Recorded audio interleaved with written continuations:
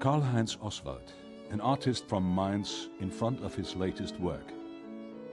He is producing a sculpture of the young Baron Pierre de Coubertin for the International Olympic Committee.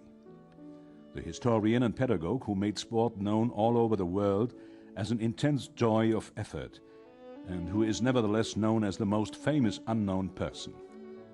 At the age of 74, Coubertin dies on the 2nd of September 1937 in Geneva and leaves ideals, visions, 1,100 articles, 34 books and 5 rings.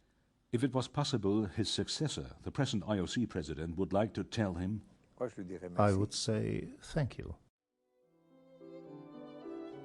The picture of a man whose great life's work has also become the life's work for many a scholar, such as Professor Dr. Norbert Müller of the University of Mainz, the Coubertin expert par excellence and chairman of the German and International Pierre de Coubertin Committee.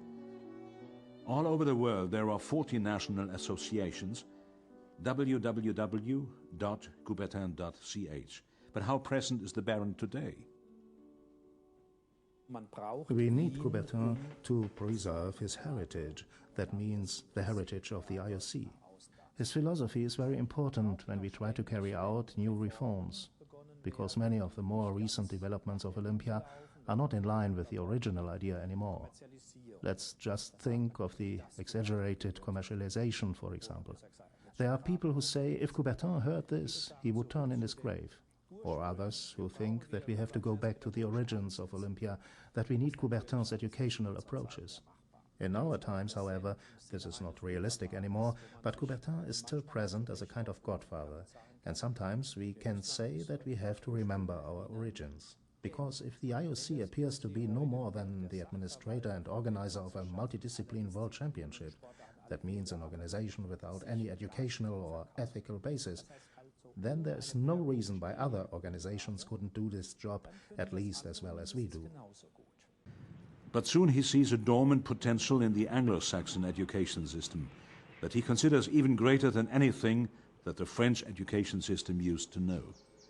He visits the School of Rugby, where the work of the education reformer Thomas Arnold is pursued. Arnold's reform consists in the attempt to attribute the same importance to physical as to intellectual and religious education. When Coubertin reads the student's novel Tom Brown's School Days, he finds himself in a world he shall never forget.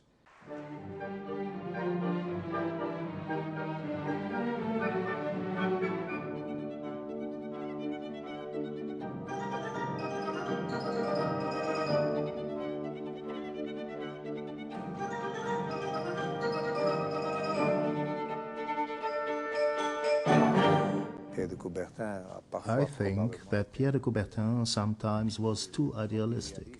He believed that sport could bring peace to the world, but, of course, it's not like that. We still have the Olympic symbol of truce for the duration of the Olympic Games, and this is good. But nowadays it doesn't make sense to believe in sport as the peacemaker. How should this work? 1,000-year-old religions and civilizations have failed. Why should sport succeed in achieving this? We can make a contribution, but only on a small scale.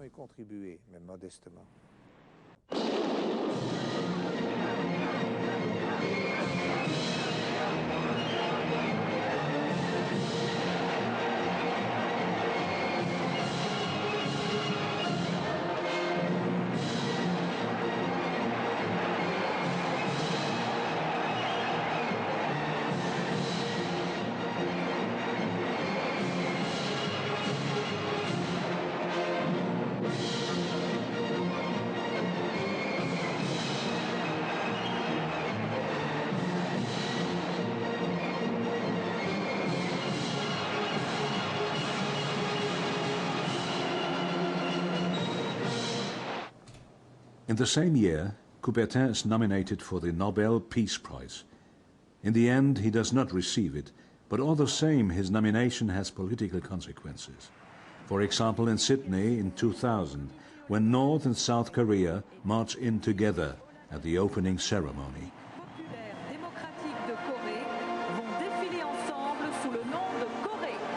The delegations of the Korean Olympic Committee and the Olympic Committee of the Democratic